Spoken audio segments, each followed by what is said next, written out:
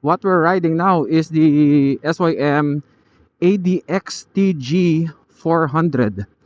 Um, from the get-go, from what I can say, comparing to the Cruisim, mas maganda handling nito. Mas magaang. So at least meron akong point of comparison given that both of them are, I believe, using the same engine na 400cc ng SYM. Okay, so just some initial feels sa suspension niya, sa seat comfort, and sa handling. That's why I'm always trying to do test rides and not just rely solely on the spec sheet, which I actually encourage you to do also. Kung if you're on the market to buy a new bike, do test rides. If especially if the dealer is open to for you to do a test ride, and grab the opportunity. Huwag kayo mag-blind buy as much as possible. So comparing the suspension to the Cruisim, this one is a bit better. Hindi siya ganun katagtag. Kasi yung isa kanina, yung Cruisim, um, mapapansin nyo yan sa boses ko eh. Pag matagtag, talagang matagtag din yung boses ko. Shaky. So, this one, not so much. More tolerable compared to the other one. Again, the different builds, different purposes. The Cruisim is for city use, not really for rough roads. This one, I believe, can handle slight off-road. Yeah, confirming the suspension is a lot better. By the way, this one is using upside down forks na 41mm. Don't know the brand, but yeah, it's a lot better. Hindi masyadong shaky yung boses compared to the other one. Well, that goes with the price, of course. Pero mapansin mo sa harapan, the panel is much simpler compared to the Cruisim. But I like this. I like the simple panels. Okay, mas comfortable din akong iliko to sa banking, or yeah, sa banking. Much comfortable actually. Better handling. Yeah, I love the handling here. Okay, and we're just gonna park again and do a review uh, of this new bike from SYM, the ADX 400 or ADXTG 400. So dito, sa lilim ulit tayo. Sarap ng handling niya. Nalo. Gorgeous ADXTG 400 from SYM. Guys, sabi ko kanina, the handling was great. Hindi, of course, the suspension is sufficient. It's not lacking, especially for bumps on the road. Kahit nung dinaan ko siya dito sa lupa, it's very sufficient. Okay, so let's do this. So first things first, this one is adjustable. Same with the Cruisim 400. The ADXTG 400 also has adjustable windscreen. Bababa mo lang siya. It's just hard to do with one hand. There. Kaya pala. Baba mo siya. Ito yung nakababang position, and then put it up para tumaas siya. There you go. Good. Parang difference of from here. It's a big difference around this one. Around 3 inches difference kapag nakababa siya. And of course, this is 400cc, 399cc to be exact. And 41mm upside down forks, which can really handle the roads. Sufficient siya not just for streets, but I believe it can handle yung mga ganito klaseng roads. Hindi ka matatagtag masyado. ABS. disc brake, single disc brake on the front, single disc brake on the rear.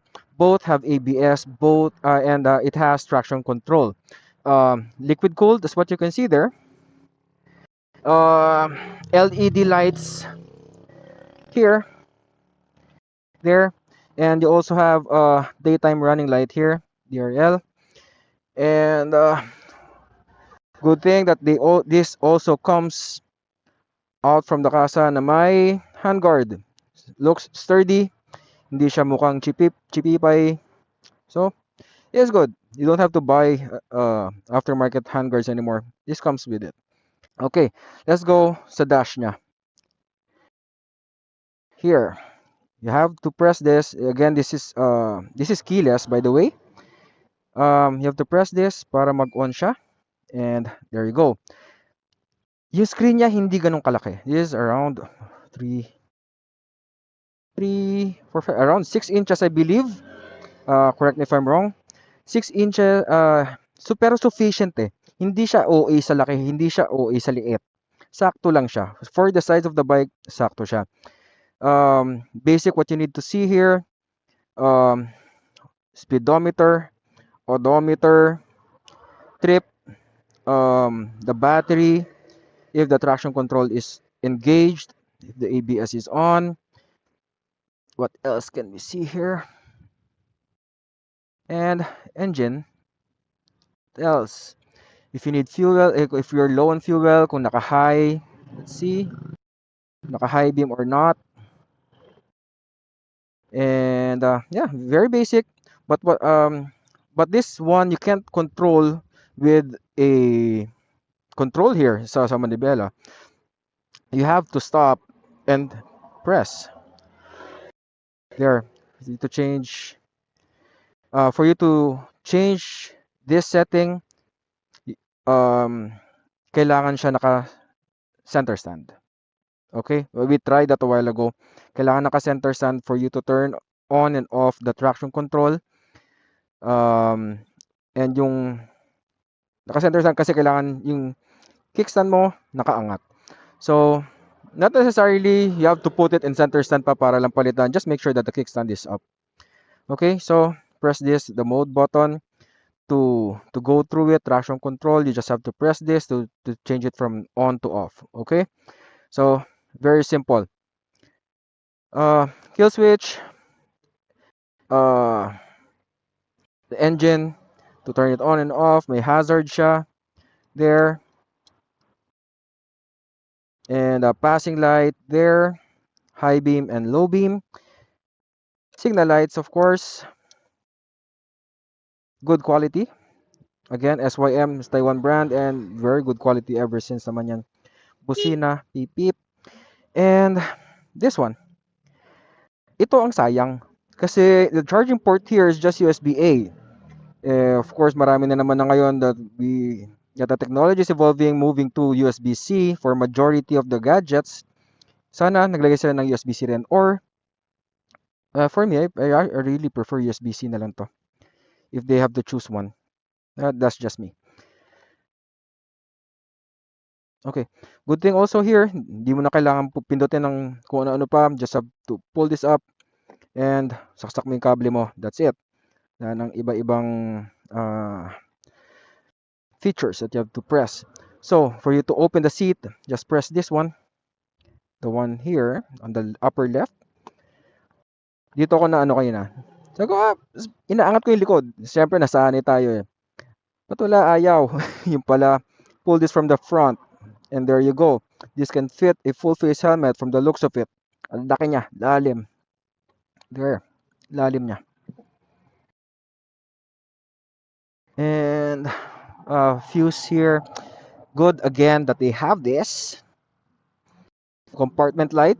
Although medyo parang ang sikip lang tignan kapag if you're gonna access it from here kasi baka tumama ka dito sa nakaangat na upuan compared kung ang upuan niya yung pang open niya is from here like the typical scooters, parang mas malaki. And I don't know, sanayan lang din siguro.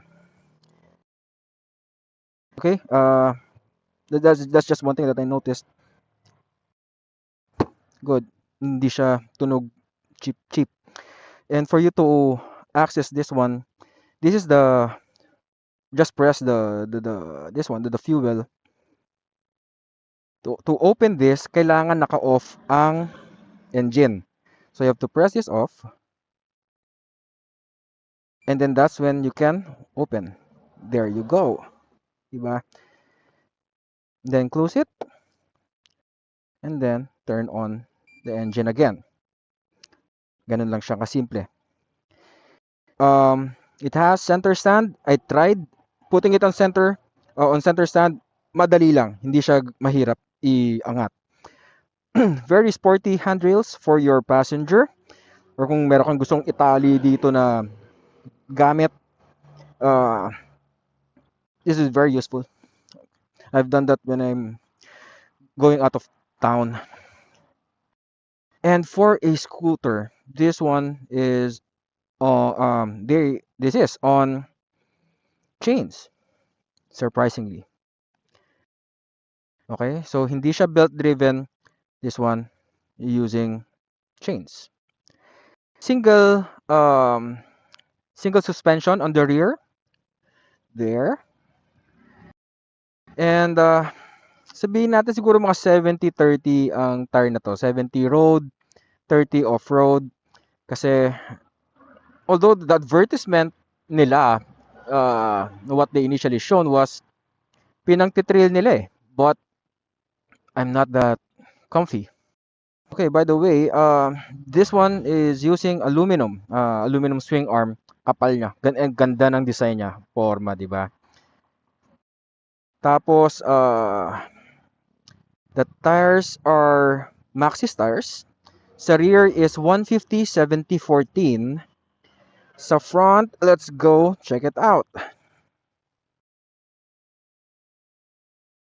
There, Maxxis. And, nagtago yung specs. This is 120/70/15. Okay, so 120/70/15 Maxxis tires on the front. And sa likod, it's 150/70/14 Maxxis tires. Okay. This one for your passenger foot peg, big enough for your OBR to be comfortable. Meron siyang rubber here. It can be removed if you want to replace it, I guess. So here, meron siyang screw sa ilalim, meron siyang bolt sa ilalim.